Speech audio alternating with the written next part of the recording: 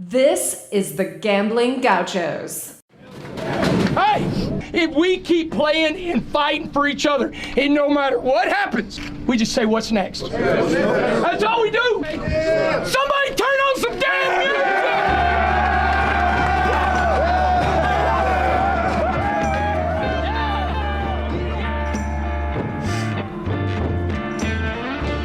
music! You're listening to the Gambling Gauchos. Talking Texas Tech. Betting on the Big 12 and beyond. We've got everything you need. Money lines, memes, and matadors. Well, you want to quit, Ethan? That'll be the day. Now, here's Kyle Jacobson and Rob Bro. The Money Line Matadors. The Casino Cowboys. The Parlay Picadors. You see, in this world, there's two kinds of people, my friend. Those with loaded guns, and those who dig. You dig. Win. The Gambling Gauchos. Oh, and one more thing. It's all West Texas. It always has been.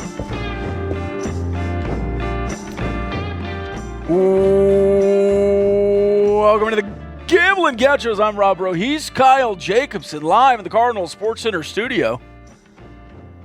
If you want to gear up for Texas Tech baseball or basketball, well, I guess not basketball anymore, but baseball, if you have a little leaguer. I was at the Texas Tech baseball game today. I was looking back at Keith Patrick in the press box, and I looked back around and somebody noticed the Gambling Gauchos hat, and he said, "Hey, where'd you get that Gambling Gauchos hat?" I said, "Cardinals." I don't know that he knew who I was, but I did tell him to get a Gambling Gauchos hat at Cardinals. Did you hit him with that, "Don't you know who I am"? No, I didn't, but the day before I did. Bo Blessie's parents were behind me, and he goes, "Hey, you just a big fan of the Gauchos or what?" I was like, "No, I'm a Gaucho." And then the mom was like, "Well, which one of you posted something about our son?" And I was like, "Oh, was it good?" Yeah, did you like They were what like, we posted? I was like, "Oh, it's Kyle if you didn't like it." Yeah, But, that's the way to handle that. No. It was good, so. That's funny. Big fans of the Gauchos at the ballpark. Lots of people recognize the hat. Everyone was like, "Man, Kyle's awesome, but you need some work." That's how most of the conversations went. I'm sure it was the other way around. Anyways, Kyle, how you doing, man? Good, man. Happy Selection Sunday. Happy Selection Sunday, first one in a while. We have not been basking in the glory, or at least looking ahead to where Texas Tech was going to play. But lots of Big 12 basketball to talk about. Some good matchups. Gauchos versus Baylor. That'll be a good one. Love that. We can look through the rest. Do you want to spend any time on Texas Tech basketball, or have we put enough effort into that? The only two things I want to talk about are them declining an NIT opportunity. Okay. Because I tweeted about that, or excuse me, the Gauchos tweeted about that. Who sent it? The world may never know. And there was some pushback, which I expected, but they made that official, I think, the very next day, saying we're not going to pursue postseason opportunities. And then Elijah Fisher, with that news or fake news, I think that's been disputed, but I think that's the only thing I want to cover from Texas Tech's perspective, and the rest will be Big 12, mailbag, all that good stuff. So we did get somebody else got in the portal. Oh, Fardos. Right after the game, Fardos was in the portal. Yeah, that's crazy how quickly he got that edit ready. Yeah, it's crazy. And then today, Elijah Fisher they were crediting Tipton Edits, which I guess he works with On3. But when somebody credited Tipton, he was like, "No, it was this other guy." And then Kevin Knowles, well-known Kevin Knowles. I think Kirk Knowles. Is Kevin his brother? Kirk Lee Knowles tweeted that was not true. And I would say he is at least familiar with the situation more so than Tipton Edits. So I think Kirk may have been pulling a Kyle, because at least the tweet that I saw, he didn't dispute that Fisher was entering the portal, which is one report. The one that Kirk retweeted or quote tweeted said Elijah Fisher is transferring. And as we know, guys can enter the portal and not transfer. Right. So maybe he was playing some semantics there. But interesting to follow because that was a storyline that throughout the season we were like, hey, you've got this kid. He's raw, but the team isn't playing very well. It might be good to get him some minutes. And I'm not saying that's the sole reason behind him entering the portal, allegedly. But I think this was not surprising to people that were calling for him to get more minutes during the season. Right. On the transfer portal stuff, I like talking about it. I like following it. Till June or July, we like talking about who Texas Tech is looking at, who they're going after. But until you have a head coach, you can't really know. And again, I would not blame any Texas Tech player to be in the transfer portal until there is a coach hired, because you don't know. And I want Fisher to stay. I mean, he was in another stratosphere than the guy I'm about to mention. But we've seen guys come here for one season, not get many minutes, leave, and then by their junior year, they're like legit contributors. I'm thinking Josh Mbala, dudes like that. And so Vladislav Golden. Yeah, I didn't know he was playing much. Big Russ, I think, was a contributor Yep. At USF this year. And so anytime a guy reclassifies and comes in as a true freshman who should be a senior in high school, I don't think you expect him to come in and be, eating up a ton of minutes, playing at a high level. Like there's going to be growing pains. You take Elijah Fisher for year 2, year 3, when hopefully his insane athleticism really develops into something. And so I really hope he comes back. I don't want him to be one of those guys that, in the 2024, 2025 tournament, he's killing it for somebody else. So whether he's in the portal or not, I guess it's still, I don't know, but I hope he comes back and that, who knows? And maybe he put his name in the portal to wait and see who we hire, and then he'll be back in. But yeah, you saw a lot of potential there, and I hope he's a piece that you have coming back. Agreed. Even a guy like Micah Peavy, who was here for 1 year and then went to TCU, has done about what he did at Texas Tech at TCU for 2 years. So yeah, that is what it is. You also mentioned not going to the NIT. Now, I'm sure you would have been invited to the NIT, but it's not a guarantee that you would have been, because you were 16-16. You generally have to have a winning record to be invited. And I think they kind of went away from having to have a winning record, but you have to be the best team from your conference to not go to the NCAA tournament. And with the exclusion of Oklahoma State from the NCAA tournament, Oklahoma State would have been the automatic from the Big 12 to go to the NIT. So just because you said you weren't going to pursue any offers, that doesn't mean you were guaranteed to have a spot in the NIT. No. Likely, but not guaranteed. Well, and then even if you don't get a bid for the NIT, which I think you would have, you could go play in is it the CBI? Well, you have to pay to do that. Okay, yeah. I mean, NIT or CBI, I'm not interested. No.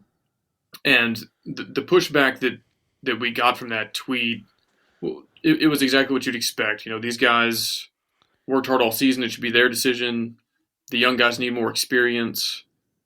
Okay, well, here's the problem with that. You already have 2 guys with eligibility in the portal.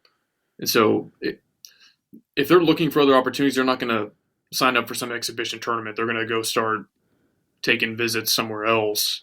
I just think the NIT is for programs with less access to the NCAA tournament. So if you're from a mid-major or low major, it's for programs that are brand new to the postseason and could use some experience, like TCU when they first started under Jamie Dixon. I'm not taking a shot at TCU, but like that program hadn't been to the NCAA tournament in forever. So the NIT was a normal building block for them.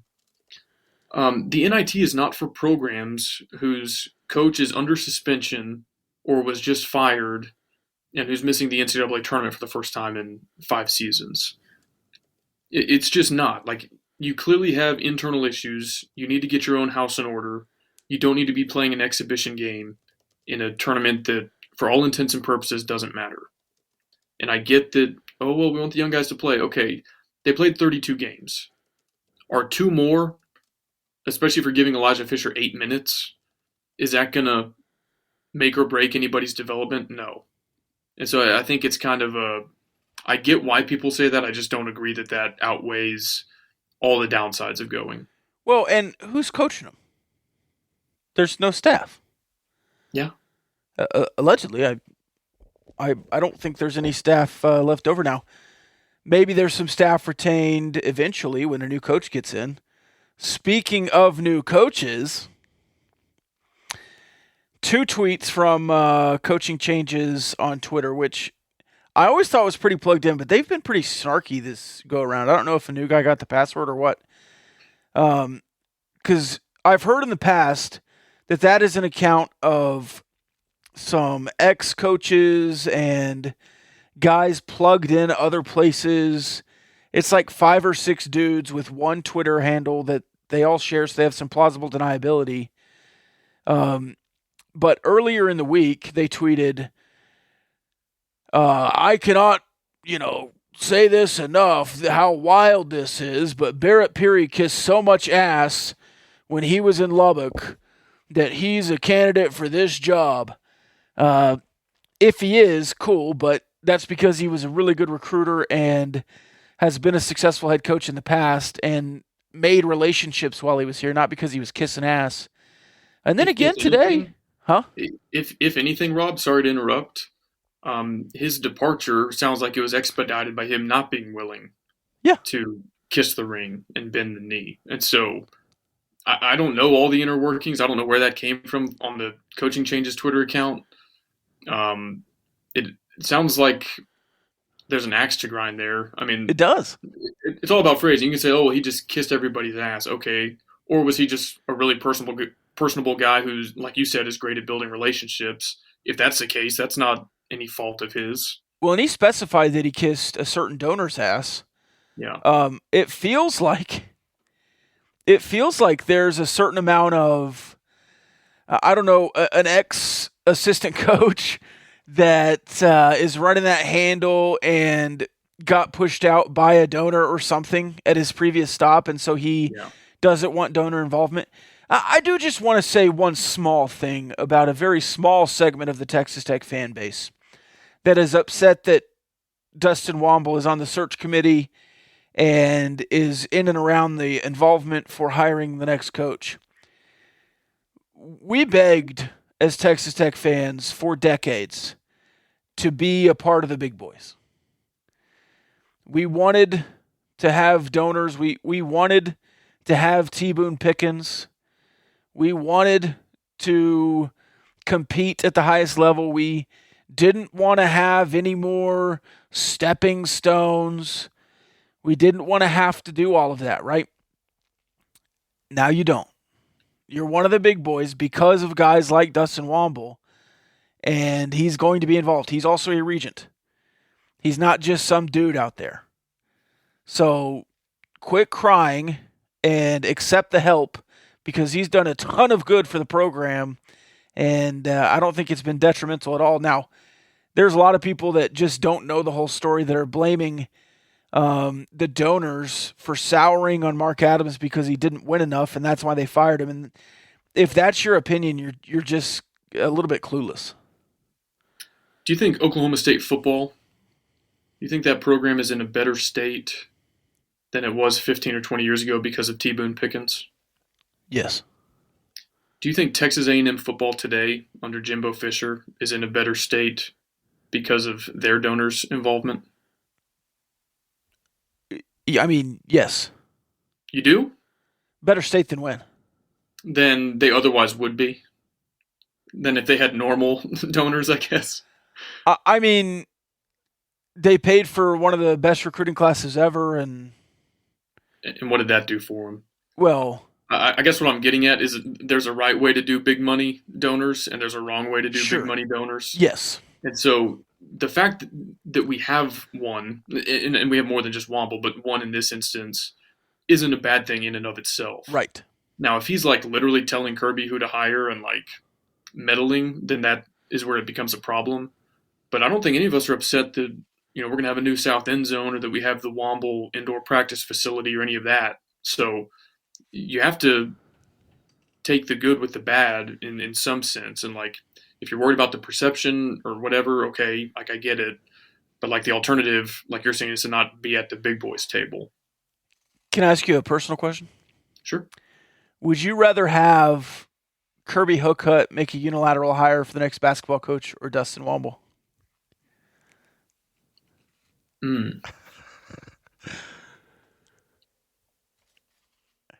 About even, huh? Yeah, I think you know my stance on this. I don't want anybody to make a unilateral hire. Right. I like checks and balances on big decisions like this. Same. On one hand,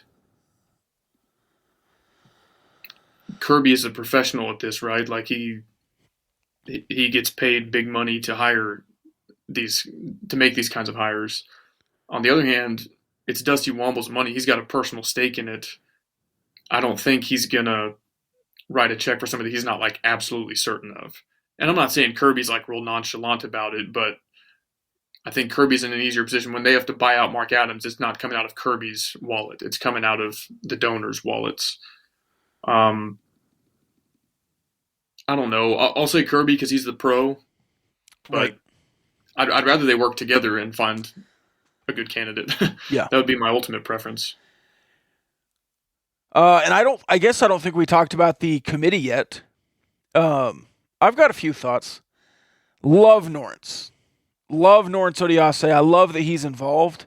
He has been very active in the Texas Tech community since he left, and he's very active in it currently. He was watching and following along and live tweeting games this season. Very excited for him to be involved. Dustin, we just talked about. I do enjoy Dustin Womble being on the committee. Obviously, Kirby Hocutt is on the committee. I am 50-50 on whether or not I want Joey McGuire involved. I love it. I love it. You know, culture knows culture. Coaches know coaches. He can be involved. It's not about X's and O's with Joey McGuire. It's about preparation and attitude of a head coach, and he absolutely knows those things. B, on the other hand, he's busy, right? Like, he's got his own things to do. It's spring football. He's involved in spring football, and they're getting ready for a season. I don't know. I overall, I love it that he's involved and that he wants to take an ownership in the athletic department.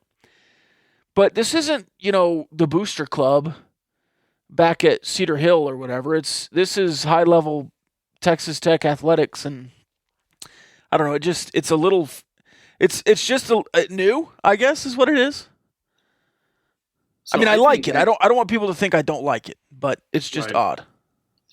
So I think in some sense, part of why you want those two on the committee has already served its purpose. And that is the fan base, the public reaction to having them on the committee. Sure. Like, I do think they'll be involved, and I think they have an important voice. But even if they didn't, like if they were on the committee and didn't participate in any candidate interviews, nothing, it still gives Womble and Hocutt some cover and say like, oh, well, we had people from the Texas Tech athletics community very involved in this. I think I actually love Norrance on the committee more than Joey, and you know how much. I mean, we're both huge Joey fans. Right. But he's a football. He doesn't know anything about basketball. Now he knows about running a program and establishing a culture, and that'll be an important part. But Norrance is not that many years removed from being a player. Right. And I think that voice is very important. Like, he's going to know what 19, 20-year-old guys want and need in a leader and in a head coach and in a program. And so having somebody with that knowledge and wisdom, like very direct, not so far removed from those days, versus having a bunch of 55-year-old guys kind of guess at what they think 18-year-olds would like in a coach. I think that's an important element of this. And if you had to name a player from the last 10 years that emulated the brand that Joey McGuire talks about, it's Norrance Odiase. It's Norrance. Yeah, hands down. He's just a tough SOB, and he still plays that way. He was with where was he? In Charlotte, I think, South Carolina or whatever. And then he got waived, shows up in Texas at the Legends, the Mavericks G League, and now he's starting. He's been starting the last couple of games there with the Legends. Just still out there putting in the work. He's got a successful podcast that where he talks about, beating the hell out of your mind, bully, knocking that negative voice back and believing in yourself. It's I really respect Norris Odiase, and I think he's a really good fit for being a part of the program. And I love that they're keeping him around because I feel like they're going to find a place for him on the staff whenever he hangs up the high tops. I think so, and you tweeted something to that effect, that he should be the Minister of Culture, and that's sort of like a meme label after McConaughey's involvement at UT. But yeah, like you need a tone setter. You would love to have that in the locker room, like on the roster. But if you don't, or if that doesn't come as naturally, I think it's okay to have a guy kind of facilitate that and say like, hey, you're in a player development leadership role, call it whatever you want to call it. But yeah, you need a guy like Norris to set the tone there. Yeah, I mean, yes, I was joking about Minister of Culture, but if you hired him as the Director of Player Development, I mean, who's batting an eye? Right. And the relationships he builds and everything else, I just think he'd be really good at it. Yeah, I do too. Do you want to talk coaching candidates? Yeah, do you want to go back to the coaching changes handle that they put out today? Sure. Yeah, I mean, so it's kind of, I think that one is even more shocking and like what than the Rick Pitino report from John Rothstein. Yes. Which, by the way, never believed that one. Pitino's an East Coast guy. Rothstein is an East Coast guy. Then the New York Post was like the first one to quote unquote confirm Rothstein's reporting. The entire time I thought that was Pitino's agent angling for St. John's and Georgetown. Yes. So I like, okay, let's real talk for a second. You just had a guy resign. Right. We won't say that he was fired, but he resigned. Right. In part due to a like semi-scandal. I don't know if the investigation proved anything beyond a shadow of a doubt, but it didn't look good from a PR standpoint. A little bit of a black eye. Kirby Hocutt is about the most buttoned up PR guy that there is. Like, I think we've heard that he was hesitant to hire Dana Holgerson because Dana was a little bit rough around the edges for him. Right. He is not going to move off of Mark Adams and go get a guy who cheated on his wife and then paid his mistress to get an abortion as the next head coach to follow in Mark Adams' footsteps. Like, let's get real for a second. Yeah. And then allegedly knew that a prostitution ring was happening in his recruiting dorms. Yes. Kirby Hocutt is not ever going to hire that guy. And you can say, well, it's, he's got this committee now. They're going to make the hire. Okay, well, Kirby can veto it. Yeah. And unless President Skuvenek wants to fire Kirby, which also, I hate to tell you, ain't happening, because the two of them work really well together, Rick Pitino and the like, Art Briles, whoever, are not ever going to be hired here. Right. So the one today, 6 hours ago, from Coach K. At Coaching Changes, heard something from a source that has not been a clown previously. I can not and do not believe it, but it's worth reporting just because the earth-shattering nature of the tip, if it somehow happened. We've been told Texas Tech made Coach K an offer he couldn't refuse. You come to me. You know what that sounds on the like? Day of my daughter's wedding. Yeah? That sounds like a Chat GPT prompt. Yeah. Like, hey, go ahead and draft a tweet as if Texas Tech made Coach K an offer he can't refuse. Yeah. Like, just some of the phrasing there is like really weird. Well, again, it's a bunch of dudes that aren't media, but are acting like it. I just... No. Again, Coach K is 76 and was washed at Duke until he finally got to the Final Four in its final season. And doesn't like the nature of NIL and all that stuff, and that's why he was moving on. Could you imagine Coach K and Don Williams, though? No, I can't. In press conferences. I will say, though, Coach K will demand he'll demand presence. National media would be in Lubbock. That would be an incredible hire. I don't know if it would work, but that would be an incredible hire. It's Bob Knight again, right?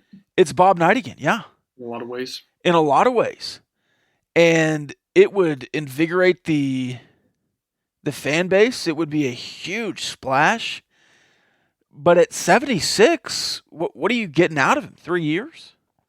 I mean, it's just a Band-Aid, right? You're just finding the next guy. Now, could you let him handpick the next guy and for him to train? I guess, but who's that going to be? I also don't think there's such a thing as an offer that Coach K can't refuse. Now, he coached at a private school, Duke, so I don't know if his salary terms were ever made public, but Coach Cal at Kentucky, I think, makes about $9 million per year. Yeah. Let's say that Coach K was at 2/3 that, and he made $6 million a year at Duke. If you're cashing checks for $6 million into your mid-70s, what could Texas Tech offer you? You're like, well, I was going to retire a multi-millionaire, but and if we're going to pay a guy, like, let's say that the offer Coach K couldn't refuse is $8.5 million a year. If you're going to pay $8.5 million a year, go get the best young coach in the game right now. Go get Sean Miller or Musbus, yeah, or Mick Cronin or Eric Musselman. Like, you're not kicking the tires on a 76-year-old. Unless the offer, so when Bill Parcells came out of retirement, or at least at the end of his career, came to the Cowboys, the reason he came wasn't because of the money. It's because they offered him, he was basically the GM for 2 years.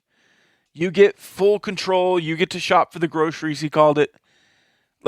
What does that deal look like for Coach K? He had it at Duke. Any other program in the country would offer that has a job opening for 2 years of Coach K. So I don't know what Texas Tech can offer now. Is that a cool thing to think about? Sure. Could that also just be Texas Tech's PR department floating that out there? If it is, what's the benefit of that?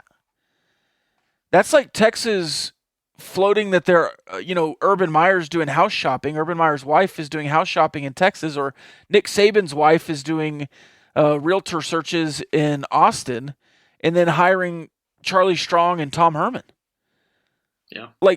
Anything not Coach K is going to be a letdown if that's the PR that's coming out of here. Now, maybe Coach K is floating Texas Tech like Rick Pitino was to come back somewhere, but if Coach K wants to coach again, go coach the Olympic team or go be in the NBA.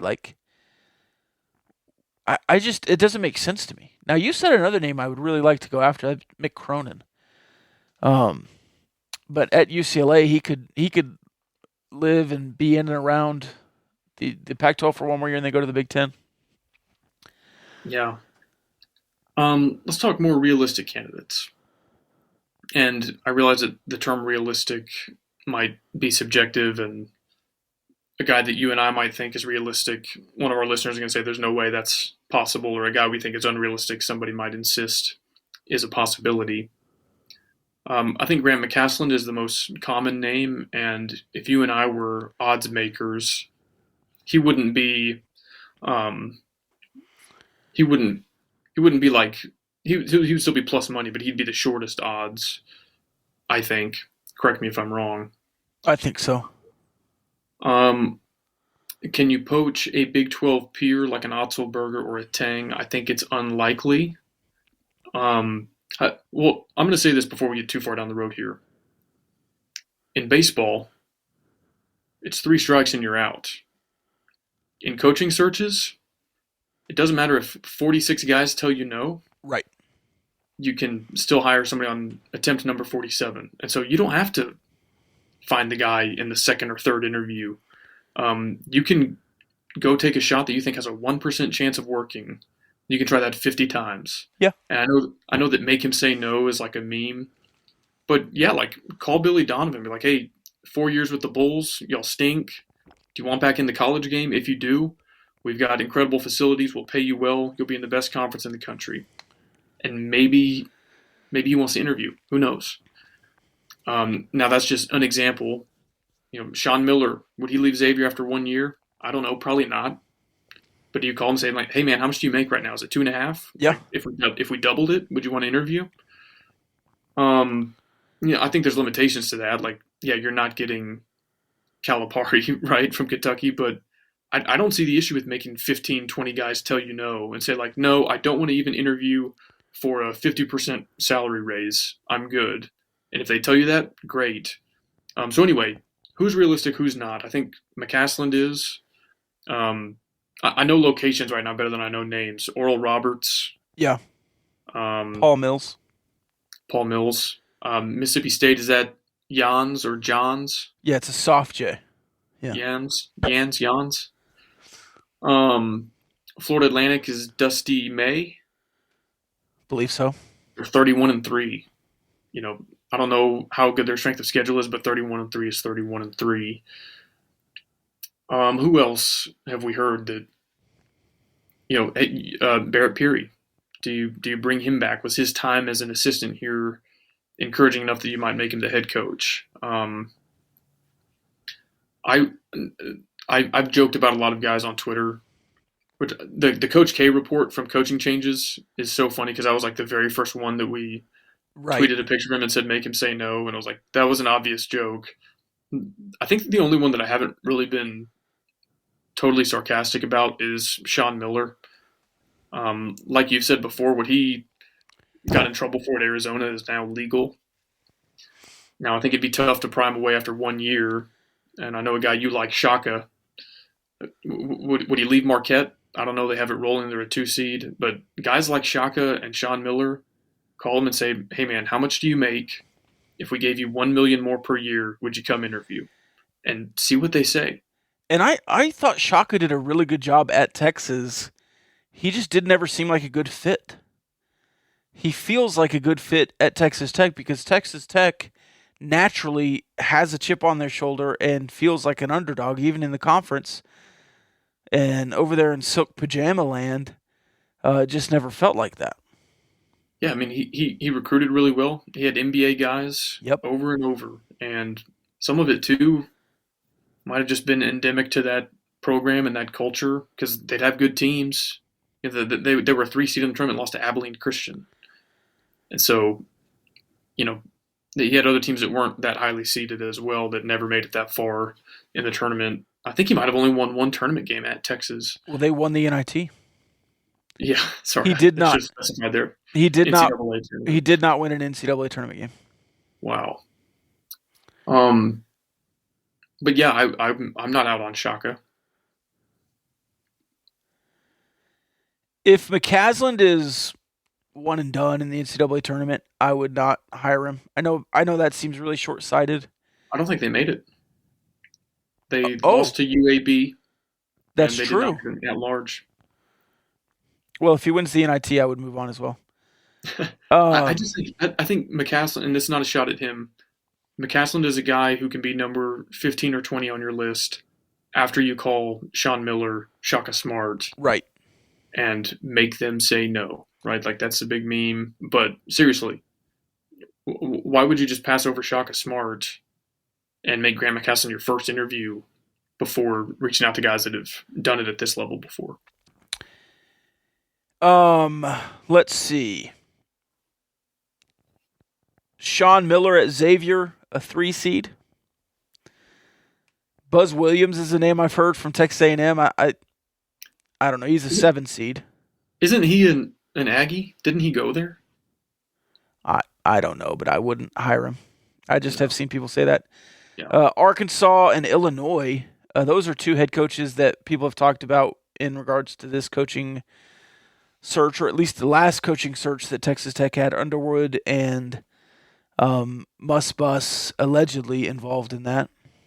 So Underwood is interesting to me because I think when the K-State job was open and they hired Tang, they ultimately didn't hire Underwood, but you and I follow media members from K-State that swore he was a legit candidate and that he would at least be open-minded to it.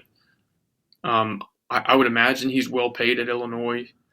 But if he was, and K-State is his alma mater, so that's another wrinkle to this. Right. But if he was open to a change and coming to the Big 12 a year ago, I would imagine that door is at least still unlocked or maybe even cracked open. Again, it's worth a call. That would be a return to the Big 12. He had one season at Oklahoma State that turned into bans, by the way. That was his one season there, ended up hurting the Oklahoma State Cowboys. He's also the head coach at Stephen F. Austin, and two of their NCAA runs were vacated.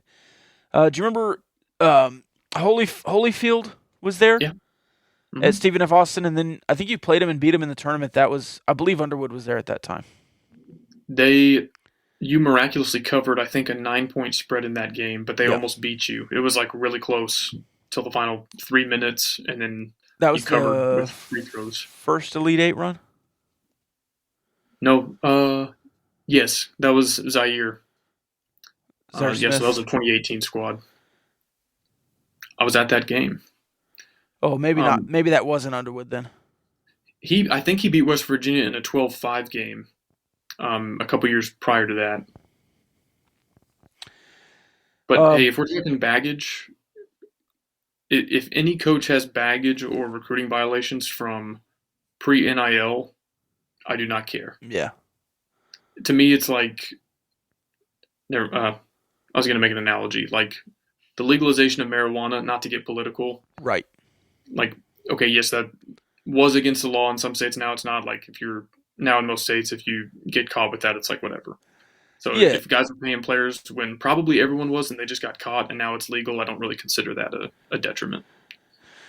No, and again, everyone is paying players before, at least most teams in some way, some form or fashion.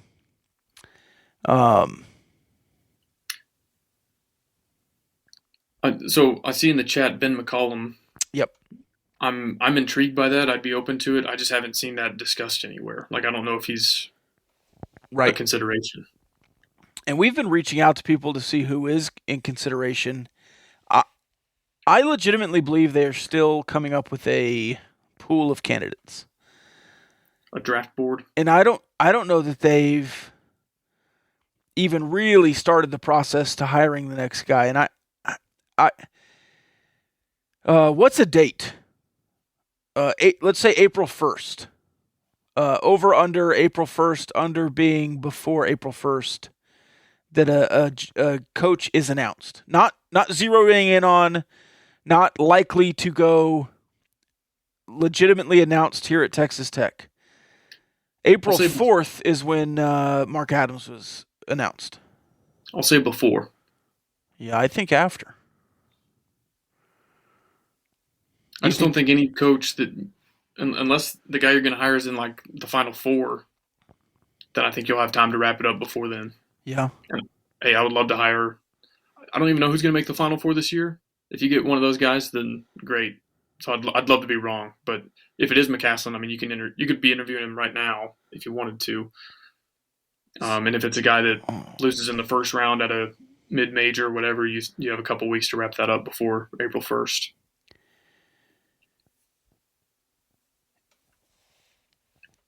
So what, March 25th? That's when the Elite Eight is. Did you go after that or before that? No, I think it'll be in that window, March 25th to April 1st. Okay. Because if you're in the Sweet 16 and you lose, it would still take 72 hours to come interview, let's negotiate the contract, all that. A couple of overs in the chat. Any NCAA tournament games that really intrigued you? Yeah. As far as maybe inside the Texas Tech coaching search and beyond it? Yeah. I don't think I'll really be watching the tournament from that lens, just unless and until, like, if we hear three names or like the finalists and they're in the tournament. But if it's this tight-lipped and we don't know, I'm not going to allow that to occupy too much headspace, because you could be after any one of a dozen or a couple dozen guys. Mostly Big 12 games that I'm looking at. And then I think very high likelihood that A&M and Texas play each other and I think A&M is kind of underrated in the second round for a trip to the Sweet 16. Yeah, we got Gauchos versus Baylor in the chat. We have UC Santa Barbara, a 14 seed. They're the Gauchos. That's their mascot. So be watching that one. And of course, Iowa State, Kansas State. I won't be following Kansas until later. I mean, I'm just not. Well, I take that back. Of course, they're a 1 seed, so not interested in their first round game.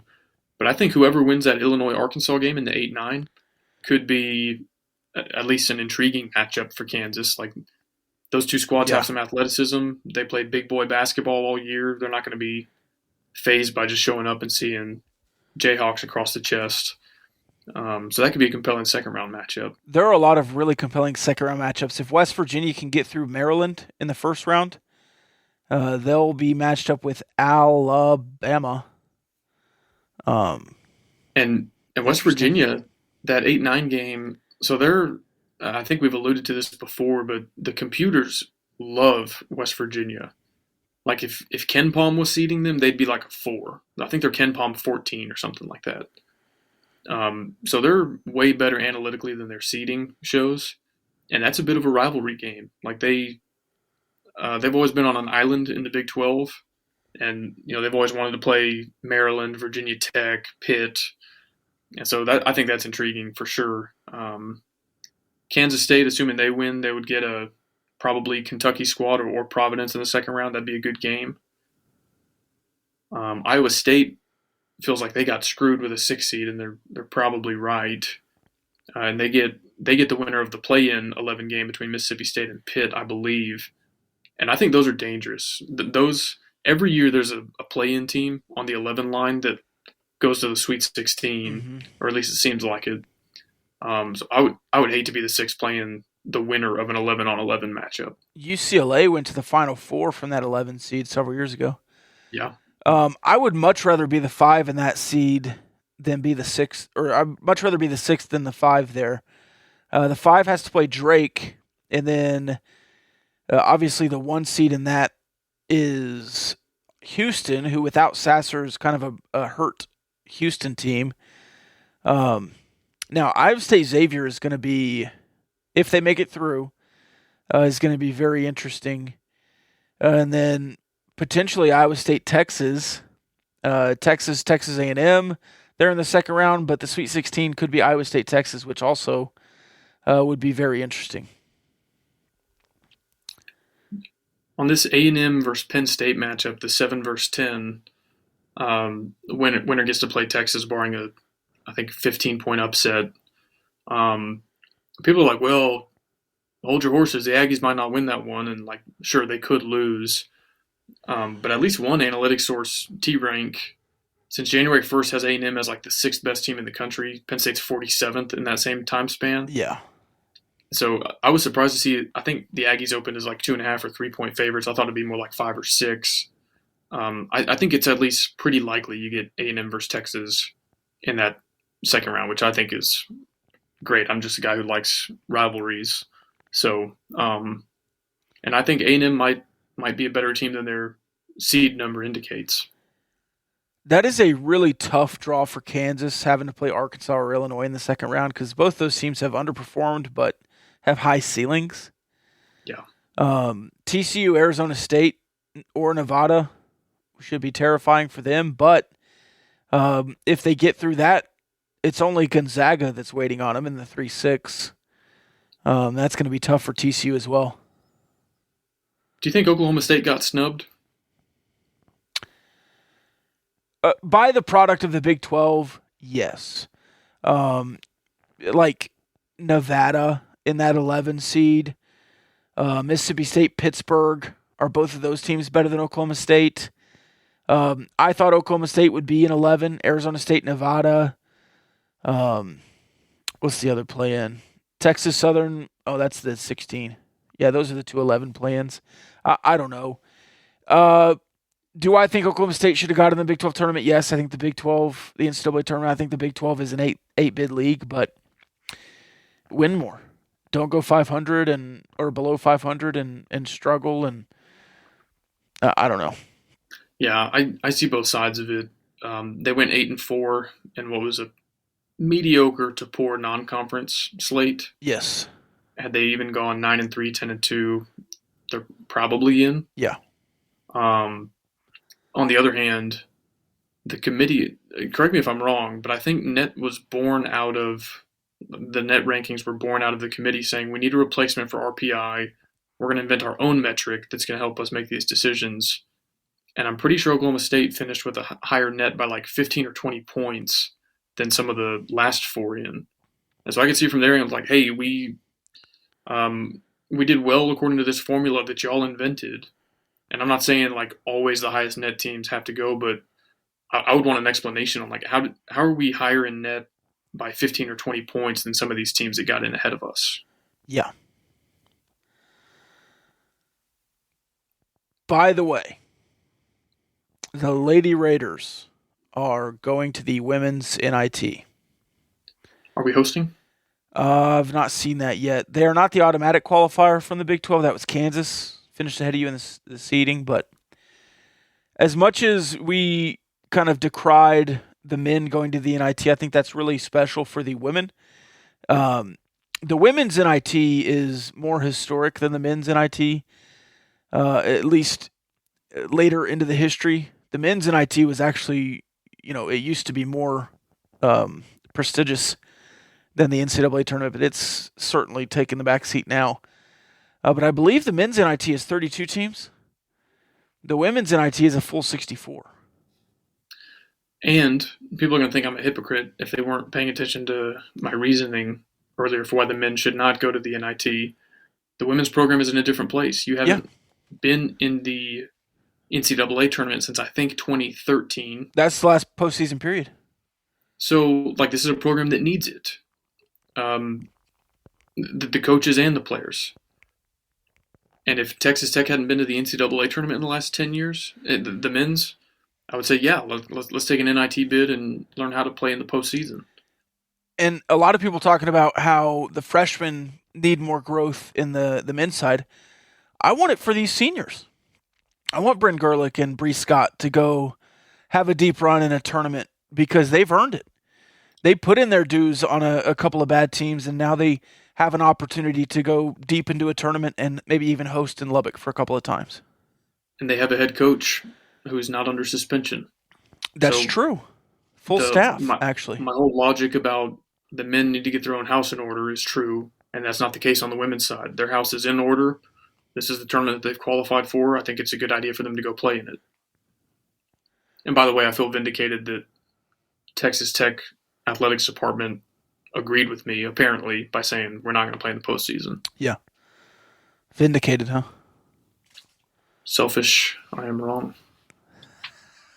Swear I'm right. Bill Self released from the hospital, according to the comments. Good. Arkansas, Illinois is a game that the chat line is looking after. I really am intrigued by that game. I will watch that one. The WNIT bracket comes out tomorrow, but the teams have been announced today. Do you want to talk through our search for a Big 12 team to root for in the NCAA tournament, or do we need to do that off the air? No, let's give the reasoning for the top three so everyone knows. Okay, I think it'd be easier. I will get into the reasoning for those three. Also can give reasons for why others were eliminated. Sure. Yeah, let's do that. We'll go in the order they were eliminated. Mm-hmm. Baylor was first. Yeah. I can't tell you how disappointing this was, Rob. We put out the bat signal telling every team in the Big 12 we're looking for a team to root for. We want to be on the bandwagon. Let us know. Mm-hmm. We got about that much engagement from Baylor fans. It's tough. No, I think technically there was 2 or 3 replies, but in a sea of hundreds. Hundreds. And so I'm like, I didn't even want to eliminate them that soon. I was going to draw it out and be like, our top 5 will be announced in X days. And that's a team before the bracket we thought was going to do well in the tournament.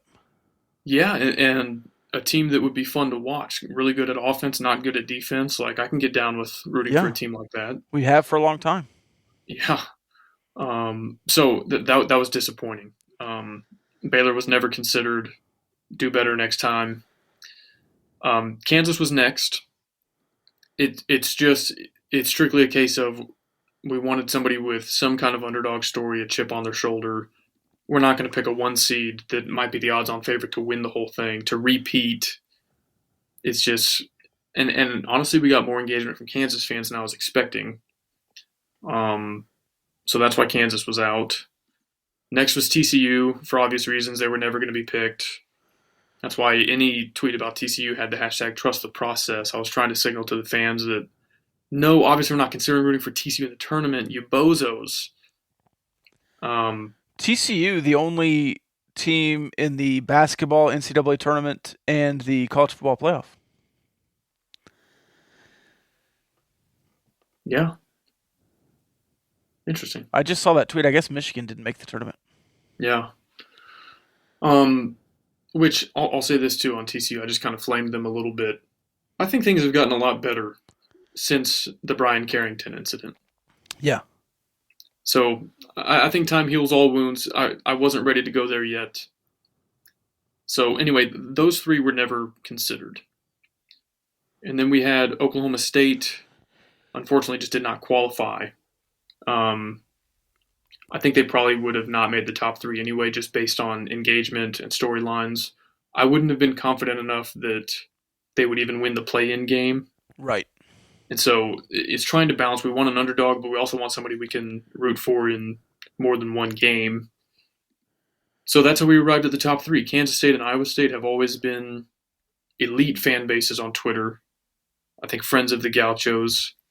And West Virginia, kind of a dark horse, came out of nowhere a little bit. Yeah.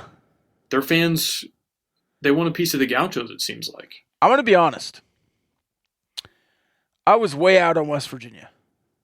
I don't like Bob Huggins. And I hate Eric Stevenson. As much as you can hate a collegiate athlete. Sports hate. But I will say Eric Stevenson would be one of those guys that if he's on your team, you really like him. And if we do adopt West Virginia, they would be our team. And I think I could really get behind Bob Huggins. And the love has been real there from the West Virginia fans. And, John Denver. John Denver, for the first time, I've seen their fan base say, hey, our fan bases, our homes are a lot alike. Yep. The West Texas people are a lot like West Virginians. And I'll say this might be a hot take. I was not offended by Eric Stevenson's comment. I mean, it was true. It just, why say it? He had just lost. I wouldn't have said it, but I also was like, he's right. Like, go ahead and take a peek at the standings. I mostly was talking about just the way he plays the game. He's kind of a goober. It's fair. But I would love it. That's like Ian Kinsler or J.J. Redick. You hate those guys because they play so hard and are just like in your face, and then it's like they're on your team and you're like, okay, I love them. Yeah. I'm going to say this too, and I mean this sincerely. I'm not leaning into the bit here.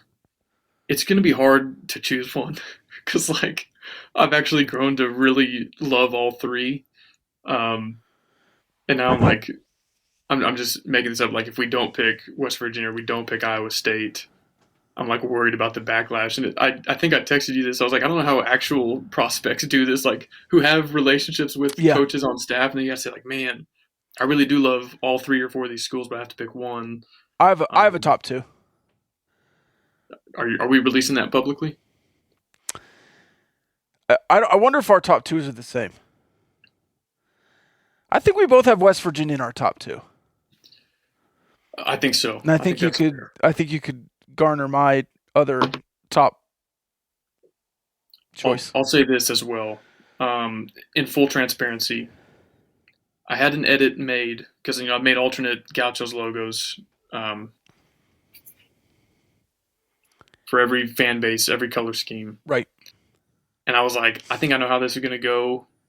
We're not going to be able to decide between Kansas State and Iowa State, and so we're going to pick both. Yeah. And I made one that's half purple and silver. The Farmageddon. Cardinal and maize. And I was like, we're going to just draw this out for the engagement, whatever, and then we'll pick both Iowa State and Kansas State. West Virginia's made me consider. Now I'm like, those I don't damn know. Mountaineers. And I'm like, can we pick all 3? That feels like we're not committing at all. I don't know. I think West Virginia's made this tougher than I thought. something that was going to be a big selling point for me, and you and I might value different things in our recruiting process, was a merch swap. Because I want, like what you're rocking right now, a cool Right. Kansas State lid. I'll say this. I really wanted some lavender merch. I like that accent color for K-State. They're the only school among our top 3 that has not offered a merch swap. So I think that's hurting their standing a little bit right now. I did notice you were sending off a bunch of Gauchos merch. Is that where's that money coming from? Is that coming out of the Gauchos fund? Yeah, that's coming out of the business account. All right. But we're getting stuff in return. So Oh, sure. Yeah. No, I was I just was seeing all the merch swap DMs. Yeah. That's funny. I hope, man, I thought this was a good idea when we started it. I hope we don't become like public enemy number 1 for whichever fans we don't choose. I will say this. Iowa State fans are really good at understanding the game. They're really fun to talk trash to. And that actually could be a positive and a negative for them. Yeah. A positive just for them as human beings, but a negative for them to be chosen because we know they can take it if we don't choose them. Yeah, I've tweeted that. Like, so the first time we played them in Ames in basketball this season, they obliterated you. It was like 28, 32 points. I don't even remember how much they beat you by. 34. 34, I think. And I tweeted someone, I was like, this is the only school you can play and lose by 34 and have a good time with their fans on Twitter. Yeah. Like, if we lost to Baylor or TCU by 34 Kansas, brutal. I would just, like, put the phone away. Yeah. I'm, like, sitting there laughing on Twitter because Iowa State fans are so great. And then the opposite is also true. You have the largest comeback in Big 12 history against them, and their fans are, like, upset, but they take it in stride. Like, they meme with you, they joke with you. I was like, this is really an elite Twitter fan base. It really is. As far as the bracket goes, I actually really like West Virginia's draw. If they can get through Maryland, I think they can beat Alabama. I mean, you saw what happened the one time Alabama played a Big 12 school, and that was the worst Big 12 school. And Oklahoma hammered them. Just depends if they bring their shooters. Alabama. Hey, that reminds me. This might be an insensitive segue, but Barnett, Howard, and Williams is one of our sponsors. BHWLawFirm.com. 3 Texas Tech grads, double Texas Tech grads. Hopefully you're not in any kind of serious trouble, but, personal injury, criminal defense, family law, they can do it all. And they were sponsors throughout the season of the People's Post Game. Fortunately, no more post games for Texas Tech. So we appreciate Barnett, Howard, and Williams on the court. It's basketball season off the court or in court. Sorry, I screwed that up. BHWLawFirm.com. Sorry, I was giving you comments while you were doing that. Yeah, I'm not even going to blame it on the comments. I think I just screwed that up on my own. That's right. Ryan says whoever gives us the most free stuff should be who we choose. Well, none of it's been free. It's all been swaps. That's true. Because, hey, if we're trying to go in 4 time zones just like Brett Yormark, we got to get Gaucho's gear out there. If there was a future Big 12 school you would want to go for, would it be Arizona? Yes. Yeah, I like Arizona. I spent some time in Tucson last year. Really liked it. I like their vibe. I like their fan base. Their fan base is not like snooty Pac-12. They seem pretty open to the Big 12. And you have a good history with them in the Border Conference. You played them in football, I think, 26 times. You can fact check me on that. But, very few of those in my lifetime. But I'm an appreciator of history. And so, yeah, I like Arizona. I think I'll be pulling for them. It's kind of fun in some ways when Texas Tech isn't in it because you can just root for the Cinderellas. And, I think you and I are both rooting for UC Santa Barbara. And you can pick a team like Arizona or Xavier if you want Sean Miller to be the next head coach. You can pick a Big 12 team. So, anyway, yeah, it's kind of fun to have multiple teams instead of just one. You have played Arizona 33 times. Oh, wow. Texas Tech has 26 wins. That was the 26 number. Oh, wow. I thought it was like 21-4 or something. Or 26, 5, and 2. Wow. Okay, cool. Even more history than I thought. Bring it back. But they're 1-0 since 1990. Yeah. You beat him. I guess that's the You only beat time him you in played him '89. was Matt Wells' first season. You went to Tucson and couldn't move the ball. That was his first season. Yeah. I kind of thought that was 2020, but you didn't play him in 2020 because you only played Houston Baptist. Yeah, they still owe us a return trip. We'll do it as Big 12 foes. Yeah. Big Hen says, can't wait for Oregon State. Huge addition to the Big 12. It spreads.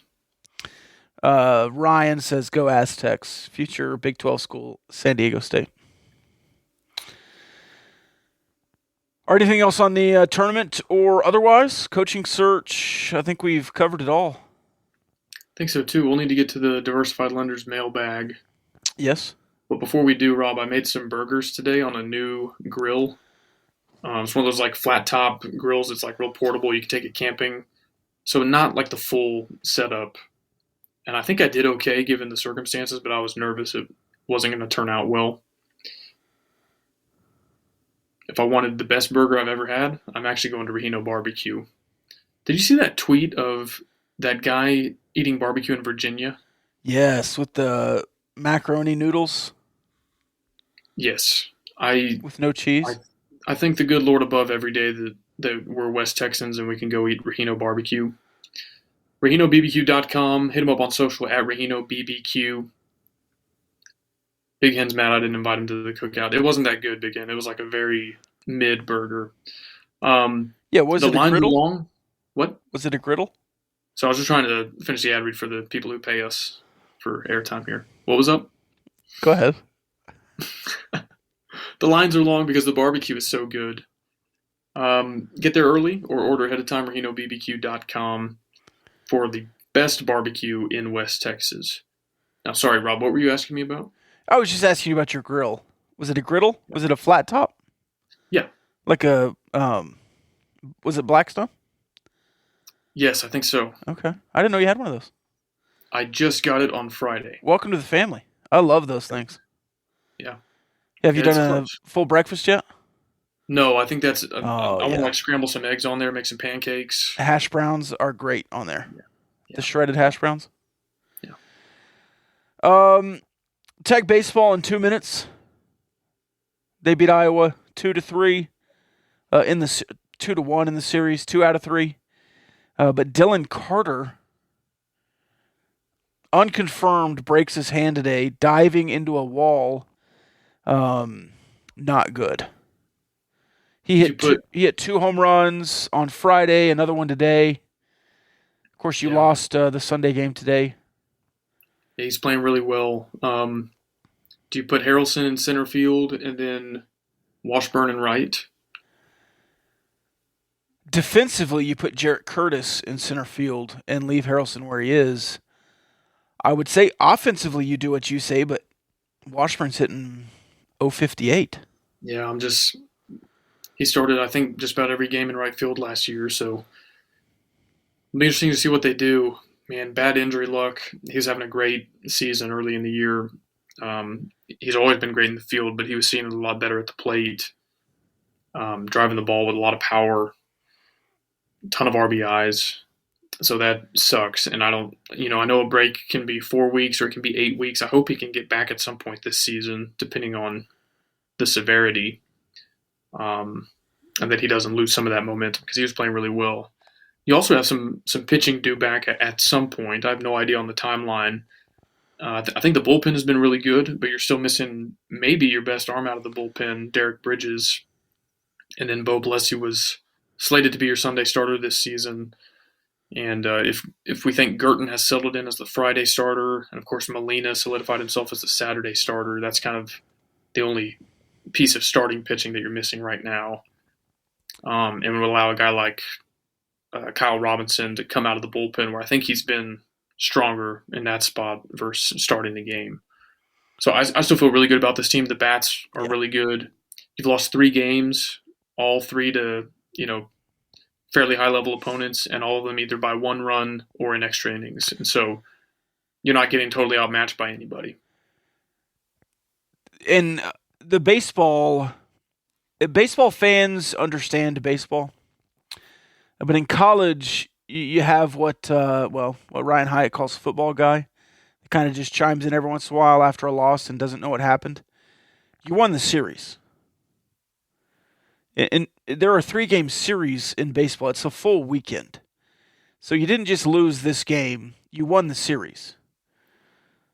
Your RPI skyrocketed because you didn't have a ton in the way of strength of schedule, and Iowa was a top 25 opponent. I think 2 out of 3 is chalk. Like, if they took 1 out of 3, I'd be a little bit disappointed. Felt like you left some meat on the bone, and a sweep would have been really, really good. Yeah.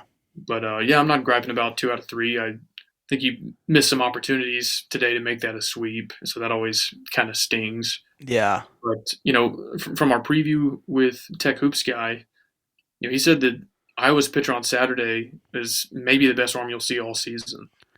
And you handled it fairly well. He did, I wouldn't say he shut you down. He limited you, but you got him to throw enough pitches through 6 or 7 that you force him into the bullpen at some point and then scored enough runs to win the game. You also had a little bit of bad luck. Like, you got caught stealing home. You got thrown out of the second on the leadoff at-bat of the game. And then you got hosed on a ground rule double that would have been an RBI for sure. It might have been a triple. And so all that, I felt like you, for the most part, all things considered, you hit him pretty well. Yeah, and today there were some questionable calls that kind of ruined a couple of momentum spots. You got a strikeout on Hudson White not getting back into the box on time, which is wild to me, but is what it is.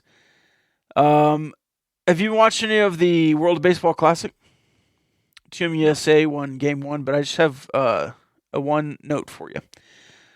Andrei Satoria, the 5'8" starter for Czechoslovakia, works as a technician for an electric company in his day job, and he struck out 4 players from Japan today whilst never throwing harder than 79.3.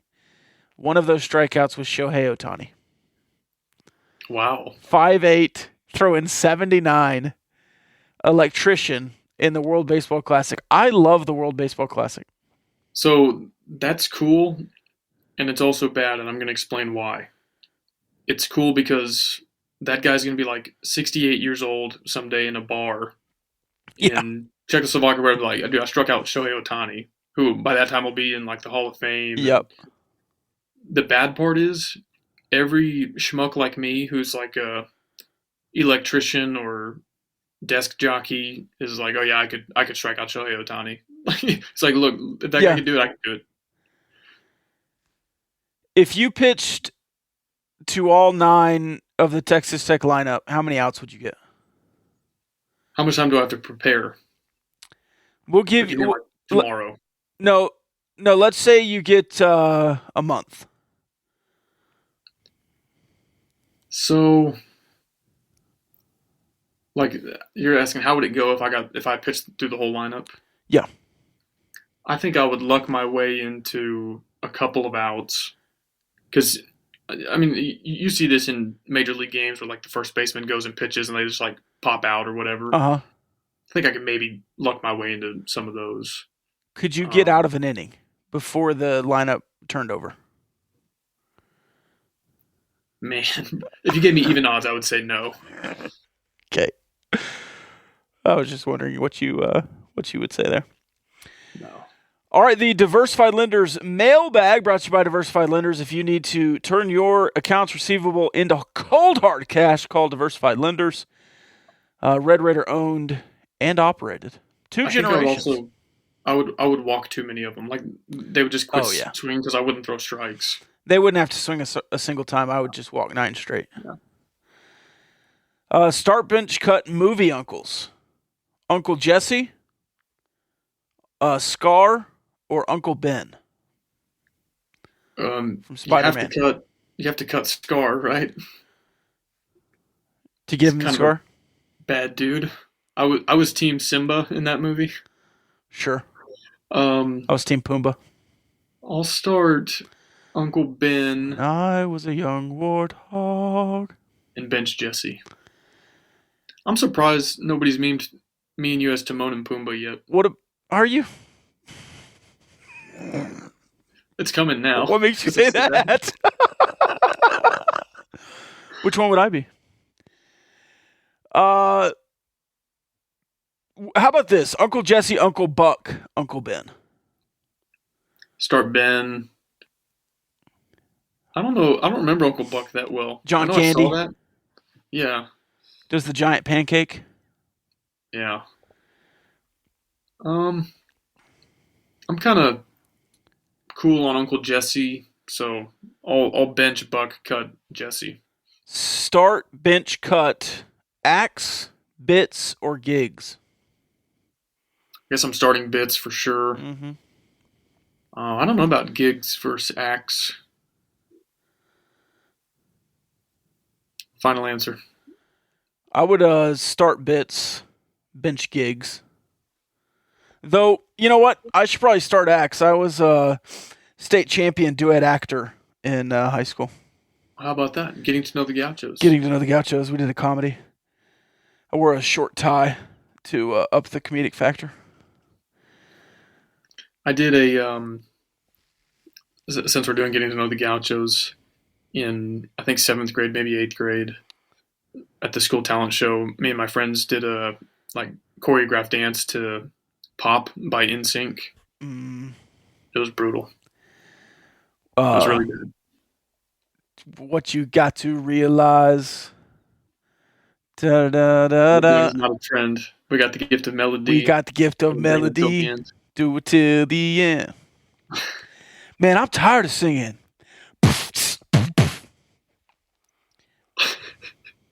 Yeah. That one, yeah. Yeah, that one.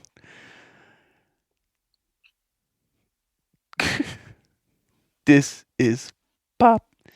Start, bench, cut, legalized weed, legalized gambling, or the end of daylight saving time? Well, this is the Gambling Gauchos, so I'll start gambling.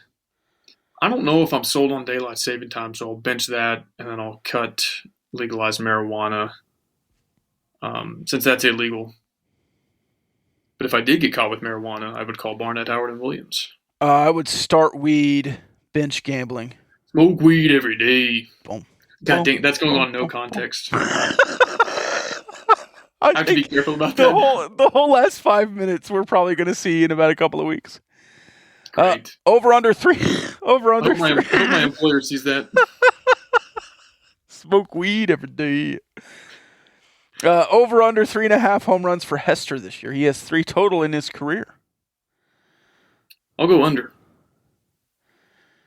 Didn't he hit one today? No, I don't think he did. They all by the way, I have the worst tan line. I wore a long sleeve shirt. And so it was like up by my elbow. Also, I didn't wear my watch today, so I had like my white anyways. You need a game-winning 3-point shot. Which Texas Tech basketball player of all time are you giving the ball to? 3-point shot. Alan Voskuhl. Oh, Tad, we'll get there. I'm almost inclined to say Bryson Williams. Interesting. Daryl Dora hit a couple of clutch ones against Kansas.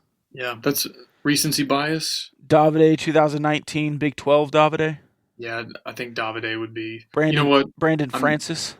Changing my answer to Davide. The 2 he hit versus Gonzaga in the Elite Eight shows me he can do it in a big spot. Keenan Evans. Yeah, not as much of a 3-point shooter, but super clutch gene. Super clutch. Hey, who Alan has Voskuhl. the right? Who has the right to ask these questions in the mailbag? Picadors. If they want to go and become a Picador, if you're listening to this, you can. Patreon.com/GamblingGauchos. There's also a backlog of lots of interviews, including a tell-all on the men's basketball season, where we talk about what we've heard allegedly happened all year long, going back to even last year. Matt Mooney, Jarrett Culver. I'd like Moonswag there too. Let's see. Odds-on favorite to be the next head coach at this point? McCasland. He also says a list with odds of the candidates being the guy. I think instead of doing that live, we could probably come up with that and put it out. We'll put that in the Discord. Yeah. I think that would be better than... If he's willing, we should get Tech Hoops guys help with that. He'd be a good handicapper. How many 5-year-olds could you beat up before going down? I'm not going to answer that. I think we've done something similar to that. Yeah, I think Chuck asks about 9-year-olds. Yeah, first graders maybe? Maybe that's what it is.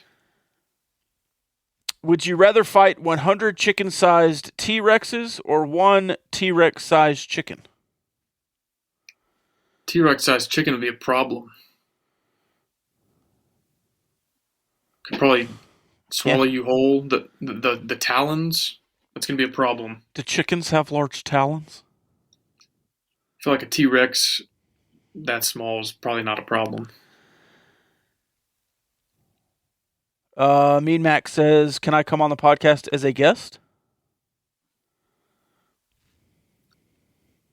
Maybe. Who are you? Mean Mac? Mackenzie Means? Yeah. Oh, okay. No. If Oral Roberts makes the Final Four, what's the over-under on how many newborns in Oklahoma will be named Oral? Not answering that. That's a Oral Hershiser is the only Oral I know. You ever come across a Oral? Well, yeah. I guess he was a man before he got the name of a university bestowed after him. Mm-hmm. You don't know any other Orals? Orville Redenbacher. Orville. That's a V, not Oral. Yeah, but Oral Hershiser is also not spelled the same as Oral Roberts, I don't think. Oh, is it not? Thoughts on Oral? There's the Baltimore as Orioles. That's true. Orioles. Huh? I said thoughts on Oral as a name? You wouldn't want that name? No. I feel like you're struggling with that question a little bit. No, I think you cut out for a second, and I missed that you even asked it in the first place. That could have been... You were freezing a little bit. I didn't want to say anything. Yeah. Somebody else asked if you were standing in a closet. Are you standing up right now, or are you on a stool? What do you think? I thought you were standing up earlier, but then I thought you were on a stool maybe. I think you're on a bar stool. Standing. Ah, you are. Standing my ground. And then your computer's just on the tallest... what's happening there? So there's 4 stools. What? Can we get a tour? Yeah, yeah. There's 4 stools, and on top of the stools is a box from Home Depot. Yeah. Because I'm moving. Then on top of the box is like a standing desk thing, and then my laptop is on top of that. So I'm eye level with the laptop. But you are standing. Yeah. I thought you were early, and then I thought you might be sitting on a stool. Yeah, I'm not in a closet either. I'm in a podcast studio. That is true. It's a very nice one. I liked the foam you put up. We had the black and blue at the original studio there for a while. Yeah, but we are the Red Raiders. Well, we aren't. We're a Big 12 podcast. I don't know if you've figured that out yet. Hey, dude, the Big 12, the literal Big 12 conference, put a screenshot of one of our tweets in their video or tweet. So that's true. We're a literal Big 12 podcast. Well, Texas Tech has used a few of our things as well. Just haven't credited us. Yeah. Nice billboards, guys. Yeah. We congratulated Big Hen for his 2022 Picador of the Year trophy. We didn't release that, but I've been thinking about this. Well, first off, somebody on Twitter accused us of being too cliquish, which, like, we do have a tight circle. But everybody has a Twitter circle. Like, everybody was posting Right. their own. Yeah. But also, anybody's welcome to be a part of that circle. Like, Yeah, how do they do that? yeah, patreon.com/gamblinggauchos. Or just interact with us on Twitter or YouTube or wherever. But anyway, I was going to float the idea of like a Picador of the Week. But I don't want anybody to get their feelings hurt if they don't get picked. But we have not made, just to clarify here, Big Hen is not Picador of the Year. That is not. Well, he was in 2022. Says who? Oh, we had all those Gauchi awards. We were going to do the Gauchis in January, then we decided to do them in the summer. Yeah. Because we're going to do like the ESPYs spinoff or the Dundees spinoff, but we have the Gauchis. So that's something, maybe since we didn't say it publicly, it just didn't happen. Yeah, maybe. Yeah. Maybe the Picador of the Year is all the memories we gained along the way. Yeah. We got 15 trophy reactions to Picador of the Week, though, so I think the Picadors won it. Let's do it. Hey, but we have to follow through. Because you and I were going to do like the Fathlete of the Week thing. Yeah, that didn't work out. It fizzled out after like week 4. Well, there weren't enough, like, it... I hear you. You got to come up with enough fast. Like, a fat guy doesn't score a touchdown every week. Right. So you got to find. Maybe we do that like Fathlete of the month. Surely we can find one for the month. Yeah. We have a lot of bits that did not quite take off like we wanted them to. Like what? I don't know. Matty says he can't wait to win the hottest employee award. You see this one? Everyone knows Picador of the Year is a media-driven award anyway.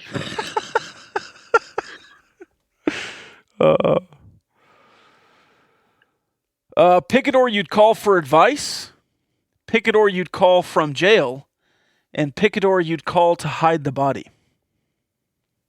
Okay, that is a little dark. Yeah. Let's see here. I've got an immediate answer. I don't know why I'm thinking this, but I'm calling Briggsy to get out of jail. Same. That's what I thought. And it's not even because like I feel like he would have connections to do that, which he might, but I just feel like he's so reliable. Yeah. Maybe like no questions asked. Yeah, like I'll come get you. Yeah. Also, my dad is a Picador, so maybe that's the easy answer. But I was thinking Briggsy. Now, who would I call for advice? I mean, it depends on what. Like Big Hen helped me with a plumbing issue. Yeah.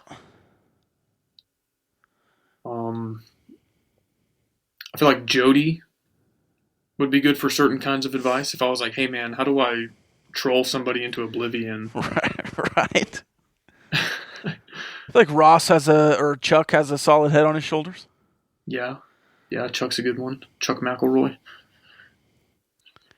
No, I've got it. Advice on anything? I'm calling Mateo No Mayo. Maddie would be in jail with you, Big Hen says. Yeah. I mean, he's just so reliable and not erratic. Yeah. Not a liability. Consistent is Maddie. Yes.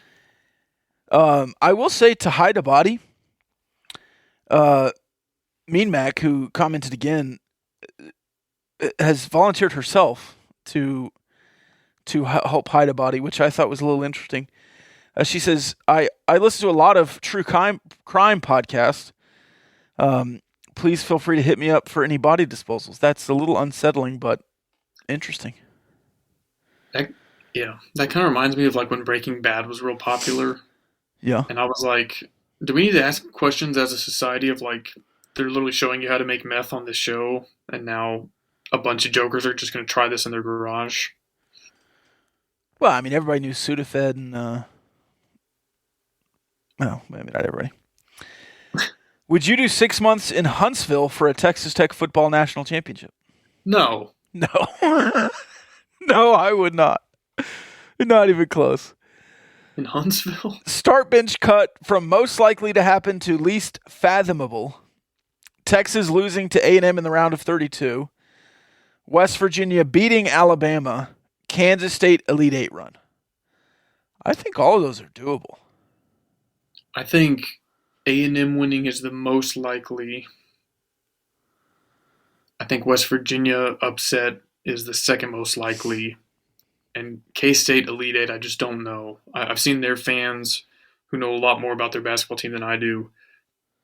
They're even worried about that 3 versus 14 because the 14 seed they're playing has 3 post players that average double-digit points, and that's apparently been their Achilles heel all season. And then Kentucky, of course, has Sheboy, so I think they're like sweating a Sweet 16 appearance, much less Elite Eight. I mean, they're no Peacocks. Who's the team that beat Kentucky last year? St. Peter's. St. Peter's. Swamp Donkey says, I've got my spot to dispose of a body if I ever needed it. Told my wife about it. It's a spot in the middle of nowhere and not a spot like here's this county road. I think it's pretty creative. Why would you self-incriminate in the Discord? What are we doing? That's crazy. Oh, and then, well, yeah. If you're paving a road, call him for advice. True. Perfect. I love it. They're quick. Who made that? Oh my God, big hit. Okay, he can win Picador of the Week. Yeah, that's pretty good. I think you got the faces wrong, but no, he got them exactly right. Is that what you would say? Yeah. Yeah. I feel like I talk more like Timon, but look more like Pumbaa. Final thoughts? My final thought is that I love what Brett Yormark is doing, not just in the way of aggressive expansion, but he's a guy who clearly knows from his background how to make an experience customized, entertaining, engaging. Now, look, I know that the Wabash Cannon Dog maybe wasn't all it was cracked up to be, but the fact that they tried to get a unique menu item for every team, that they got DJ Diesel, which, by the way, the turnout for Shaq was insane. Looked like a World Cup watch party or something, is awesome. And, like, he's just getting started. This is his first Big 12 tournament. So I'm excited to see what this looks like in 3 to 5 years when he's got all these ideas for football season, basketball. I just think he's thinking outside the box on all this, and I love it. Even if that hot dog looked gross, at least we're trying, and we can work on the Wabash Cannon Dog for next year. 2 things. First, what are your thoughts on turning Big 12 Media Day in the summer into a fan fest? I'm for trying just about anything. And, like, I don't want sports to get too gimmicky, but, like, in college football specifically, I'm for stuff like Week 0 games. And, like, it's gimmicky for Nebraska and Northwestern to go to Ireland, but I watched. Millions of other people watched. And so if Brett Yormark wants to have, like, a Saturday afternoon and a Saturday night game at Allegiant Stadium in Vegas in Week 0, let's do it.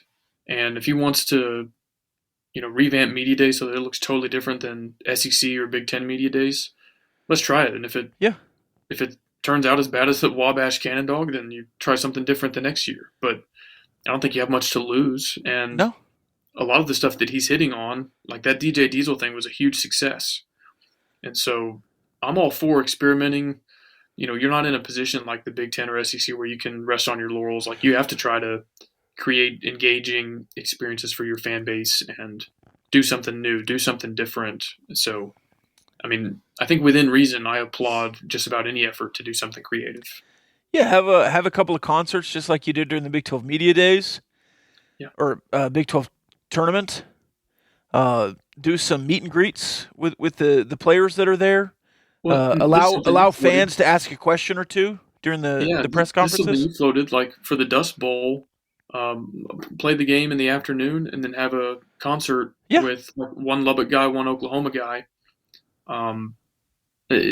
all these are just random examples, but K-State versus Iowa State in a Field of Dreams style Farmageddon. Oh, yeah.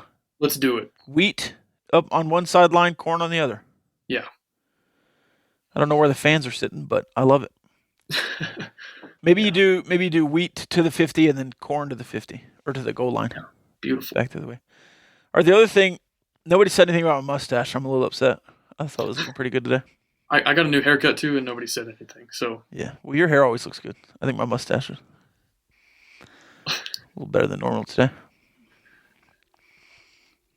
I don't know. All right, that's all I got, man. Cool.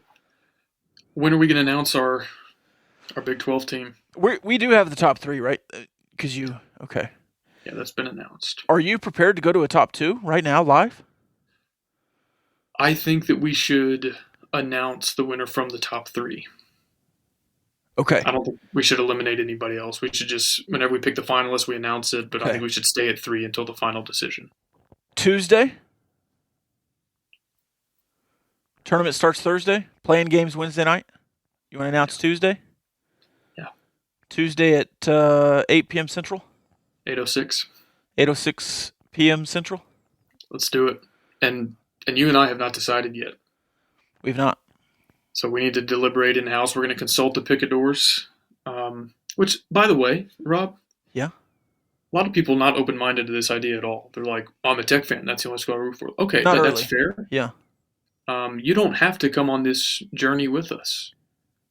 We're not making you. But true. We want to have a little bit of skin in the game during March Madness. We want to get to know some fans from around the conference. And this is a way for us to engage them and who knows, maybe go along for quite the ride here. So I get it. If some people don't want to pick any school or any, if they'll only root for Kansas State or whatever, hey, you can root for whoever you want to. But we're going to pick somebody based on the criteria that we've laid out and welcome you to join us, but you don't have to. Ryan, thank you. Appreciate it. I also appreciate you not trying to come off as creepy because Dwayne is a little bit creepy. But I like him. I like Dwayne. I do. He said earlier that he felt like you and I and him have gotten closer because of these streams, and I agree. I feel close with all our fans. And I was in Houston, and somebody said, "Oh, I saw you, but I didn't want to come up and be creepy because come up, come see us." Some twins came and met me on Friday. Said they enjoyed the program. And then I met the old guy today who had no idea who I was, but just like the Gambling Gauchos hat.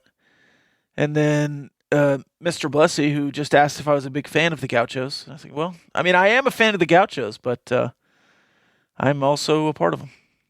You were born No, it wasn't twins like that. It was now hold on, guy. It was two young gentlemen. Rob Dog. No. It was two young. It was two young gentlemen. And twins. No. No, it was two young gentlemen twins. Yeah. That comment is perfect. No. Not like that. I will say this: people can knock us for trying to make inroads with other Big 12 fan bases. Yeah. But when you and I, over the next couple of years, when we make it to Stillwater and Manhattan and Provo, there's going to be an ice cold beer with our name on it at a tailgate, and we're going to be in good hands when we start traveling to all these Big 12 schools. It's true. Make them say no. That is too much. I think we need to get out of here on that. Yeah, I'm good with that. I am very excited. And by the way, I know we're Texas Tech fans, but we like the Big 12, and we want the Big 12 to be successful, and we're going to be pro Big 12 as long as we can. I think that's the other thing. I don't know how many of our listeners are from these top 3 fan bases we've identified. I'm just using this as an example because you're wearing their hat. But if we don't pick Kansas State, you think I'm rooting for Kentucky over Kansas State in the second round? No, I'm rooting for K-State. So, we're still going to be pulling for all of y'all. Now, Baylor and TCU, But, K-State, Iowa State, West Virginia, yeah. Arizona.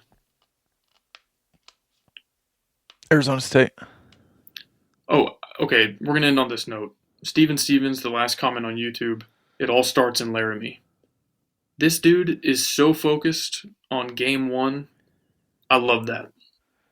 And we will be in Laramie to beat the Cowboys. I just love that, man. Like, dude, it's mid-March. We just hit daylight savings time, and Steven Stevens is locked in on the Wyoming Cowboys. Oh, yeah. Perfect. All right. All Take us right. out. Love y'all.